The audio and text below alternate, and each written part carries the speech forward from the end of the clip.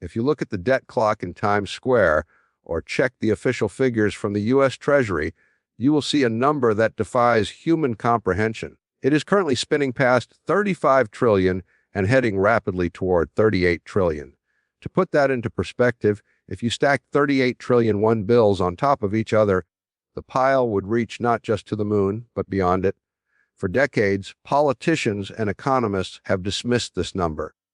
They told us that deficits don't matter because we owe the money to ourselves, or that the debt is manageable as long as the economy grows. They treated the national debt like a scorecard in a video game, a high number that looks scary but has no real-world consequences. But in 2024, the math changed. We have entered a new era of fiscal reality where the debt is no longer just a number. It is a predator that is beginning to consume the budget of the United States government. For the first time in history, the U.S. government is spending more on interest payments on the debt than it is spending on national defense. Think about that. We are spending more to pay off the bondholders of the past than we are to equip the military of the present. We're spending more on interest than on the entire Medicaid program. The interest bill alone is approaching $1 trillion a year. This creates a terrifying phenomenon known as the debt spiral. In a normal household, if you have too much debt, you cut your spending, you stop eating out, you cancel Netflix. But a government is not a household. A massive portion of U.S. government spending is mandatory: Social Security and Medicare. These are promises made to an aging population that cannot be politically broken. So the government cannot cut spending. Instead, to pay the interest on the old debt, the government has to issue new debt. It is borrowing from a new credit card to pay the minimum monthly balance on the old credit card. This increases the total debt, which increases the interest payments next year, which requires even more borrowing. It is a mathematical feedback loop that leads to exponential growth. The terrifying reality is that there's no conventional way out of this trap. There are only 3 traditional ways to reduce a sovereign debt burden of this magnitude, and 2 of them are politically impossible in the United States today. The first option is austerity. This means massive tax hikes and brutal spending cuts. To balance the budget and start paying down the debt, the government would have to double income taxes or abolish the U.S. military. Neither of those things is going to happen. Any politician who proposes cutting Social Security checks by 30% commits political suicide. Any president who proposes a 70% tax rate gets voted out in a landslide. The American economy is addicted to government spending. Pulling the plug would trigger a Great Depression instantly. So austerity is off the table. The second option is default. The government could simply walk up to the podium and say we are not paying. This is what Argentina or Russia has done in the past. But for the United States, the issuer of the global reserve currency, this is the nuclear option. The entire global financial system, every bank, every pension fund, every trade contract is built on the foundation that U.S. Treasury bonds are risk-free. If the U.S. defaults, the global banking system collapses overnight. Trade stops, credit cards stop working. It would be a financial apocalypse. So explicit default is also off the table. That leaves only one option. The third option, the option that every empire in history from Rome to Weimar Germany to post-war Britain has eventually chosen. It is the path of least resistance. It is the soft default. You don't refuse to pay the debt. You pay every single cent of it, but you pay it back in currency that is worth significantly less than when you borrowed it.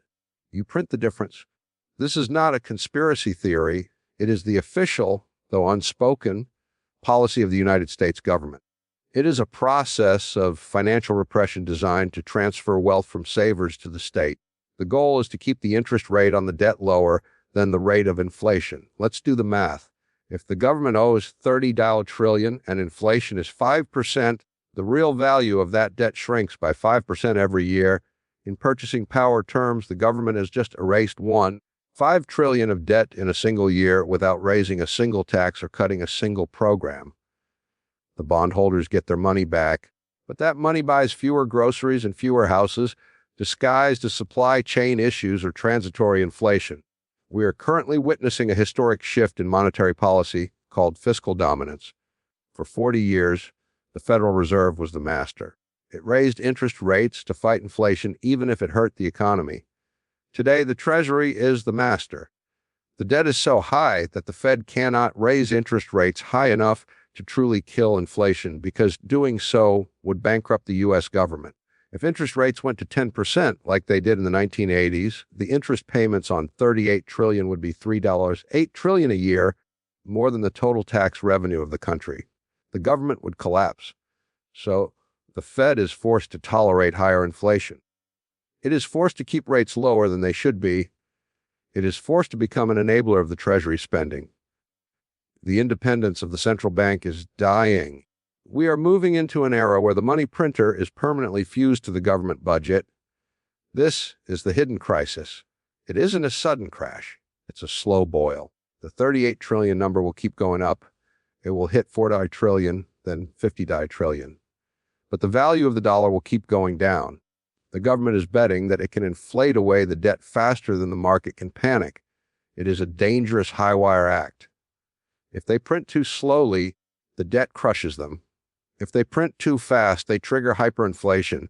They are trying to thread the needle, running inflation at 4% or 5% for a decade.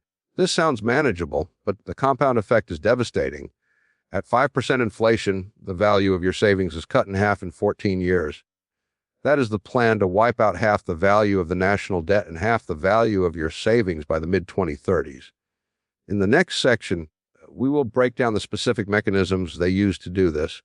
We will explain yield curve control, the manipulation of the CPI, Consumer Price Index, and how the banking system is forced to buy government debt that nobody else wants.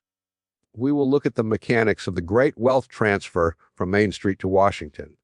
To understand how the government plans to make 38 trillion disappear, you don't need a crystal ball. You just need a history book. We are not in uncharted territory. We are running the exact economic playbook used by the United States after World War II. In 1945, the U.S. debt to GDP ratio hit 110%. The government didn't pay it off with taxes. It didn't default. It liquidated the debt through negative real interest rates. For a decade, the Federal Reserve capped interest rates at 5% while inflation averaged over 6%. Every year, the bondholders lost 5% of their purchasing power. This was a deliberate transfer of wealth from savers to the state.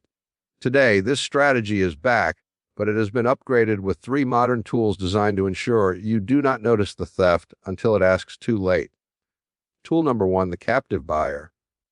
In a free market, if a government is 38 trillion in debt and spending recklessly, investors would demand a higher interest rate to lend them money. They would say, "You are a risky borrower. Pay me 10%. But the U.S. government cannot afford 10%. So it rigs the market by creating a captive audience through a complex web of banking regulations like Basler-Thur and Dodd-Frank. The government forces banks, insurance companies, and pension funds to hold U.S. Treasury bonds. Regulators designate U.S. Treasuries as high-quality liquid assets, AQLA. Banks are legally required to hold these assets to satisfy their liquidity coverage ratios. It doesn't matter if the bonds pay 0, 1%, or if they are losing value. The banks must buy them to stay in business.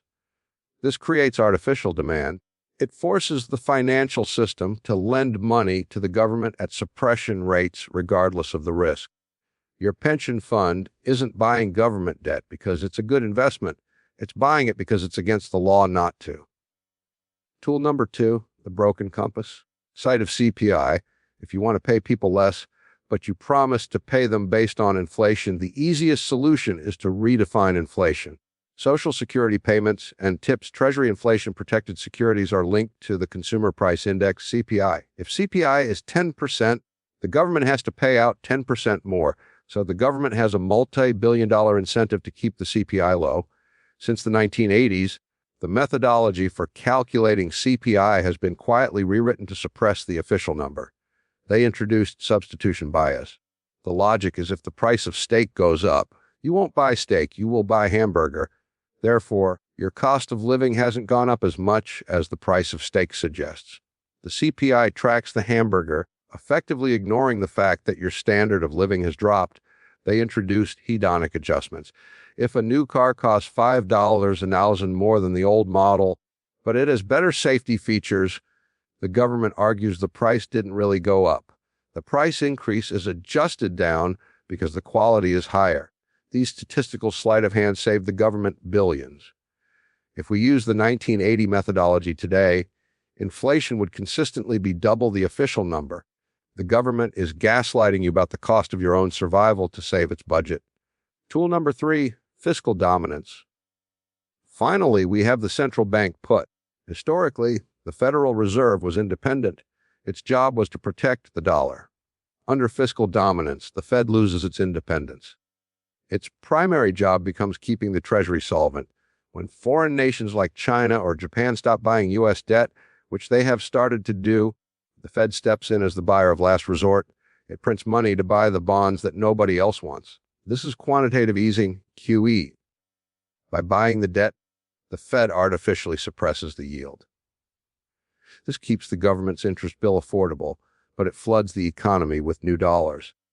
The result is that the stock market goes up, real estate goes up, and the price of assets disconnects from reality. This is the everything bubble. It creates the illusion of wealth. Your 401k looks higher, your house value looks higher, but it is a monetary mirage. You have more dollars, but those dollars buy less than they did 10 years ago. The government is effectively paying off its debt by diluting your share of the pie. The verdict? The U.S. government is not going to default. It is going to inflate. It is going to keep interest rates below the real rate of inflation for the next decade. This is the silent eraser. If you keep your money in a savings account earning 4% while real inflation is 8%, you are the one paying off the national debt. You are the donor class. The only way to opt out of this system is to own assets that the government cannot print. Serious direct-to-camera. We've talked about how the government uses inflation and regulation to silently seize your wealth. But sometimes the silent approach isn't fast enough. When a government gets truly desperate, they stop being subtle. They simply change the law to make your wealth theirs. In 1933, the United States government did exactly that. They criminalized the ownership of the one asset that allowed citizens to protect themselves from inflation. Franklin D. Roosevelt signed Executive Order 6102, seizing the gold of every American citizen under the threat of 10 years in prison. In the next video, we are going to tell the full, uncensored story of the Great Gold Seizure. We will uncover the secret prosecutions, the legal loopholes the wealthy used to escape, and the terrifying legal precedent that allows the president to seize your Bitcoin, gold, and 401k during a national emergency. Today, you need to know if your safe is actually safe. Smash that like button to keep the signal alive and subscribe so you don't miss the history of the gold ban. I'll see you in the vault. We have established that the government is erasing the debt by erasing the value of your money. But this process is not hitting everyone equally. In fact, it is the primary engine of the growing inequality that is tearing the United States apart.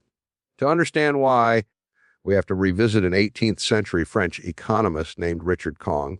He observed a phenomenon that is now known as the Cantillon Effect. He realized that where the new money enters the economy matters. When the Federal Reserve prints $1 trillion, they don't drop it from helicopters over Iowa. They don't mail a check to every citizen. They inject it into the financial sector. They buy bonds from Goldman Sachs, J.P. Morgan, and BlackRock. These institutions get the new money first. They get it at zero interest. They use this free cash to buy assets, stocks, real estate, and technology companies. By the time this new money trickles down to the average worker in the form of wages, prices have already risen. The rich get the money before inflation. The poor get the money after inflation. This is why since 2008 we have seen a K-shaped economy. The asset-owning class, the top 10%, has seen their wealth explode because the Fed is pumping up the value of their stocks and homes. The wage-earning class, the bottom 90%, has seen their purchasing power collapse because their wages cannot keep up with the price of rent and groceries. The national debt is effectively being paid off by liquidating the American middle class, the end of the risk-free era. This dynamic is forcing a fundamental change in how we must think about saving. For the last 40 years, the standard advice was work hard, save 10% of your income, put it in a bank, and buy government bonds. This was the 60-40 portfolio. It was designed for a world where money held its value. In a world of fiscal dominance, this advice is financial suicide. If you save in cash, you are guaranteed to lose. If you buy government bonds, you are guaranteed to lose purchasing power. We are entering an era of forced speculation. To simply preserve your wealth, you are forced to take risks. You have to buy stocks, real estate, or crypto just to outrun the devaluation of the currency. The government has turned the entire economy into a casino where you must gamble to survive because the safe option, saving, is being deliberately destroyed. The endgame, CBDCs. But the final tool in the government's arsenal has not been deployed yet. It is currently being built in the basement of the Federal Reserve. It is the central bank digital currency, CBDC. Right now, the government's ability to manipulate the economy is limited by physical cash. If the Fed sets interest rates to 5% to wipe out the debt faster, you would simply pull your cash out of the bank and hide it under your mattress to avoid the penalty. Physical cash is the ultimate check on government power. It allows you to exit the banking system. A CBDC removes that exit. If the dollar becomes purely digital, the Federal Reserve gains total control. They can implement negative interest rates instantly. They can deduct 1% from your balance every month to force you to spend. They can implement expiry dates on money, telling you that your stimulus check must be spent within 30 days or it vanishes. This is not science fiction. It is already being tested in China with the digital yuan. The digital dollar is the ultimate solution to the debt crisis. It gives the state the power to micromanage the velocity of money and confiscate wealth with a few lines of code. The transition to a cashless society is not about convenience. It is about control. It is about ensuring that there is no escape valve when the great wealth transfer accelerates.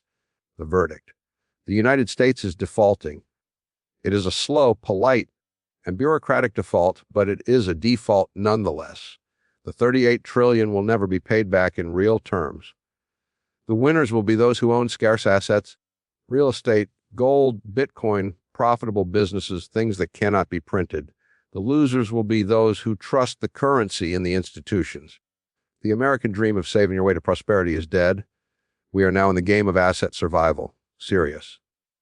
Direct to camera. We've discussed how the government uses inflation and digital control to slowly seize your wealth.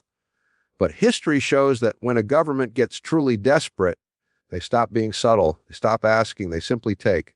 In 1933, the United States government, the land of the free, did exactly that. They criminalized the ownership of the one asset that allowed citizens to protect themselves from inflation. Franklin D. Roosevelt signed Executive Order 6102, seizing the gold of every American citizen under the threat of 10 years in prison. In the next video, we are going to tell the full, uncensored story of the Great Gold Seizure.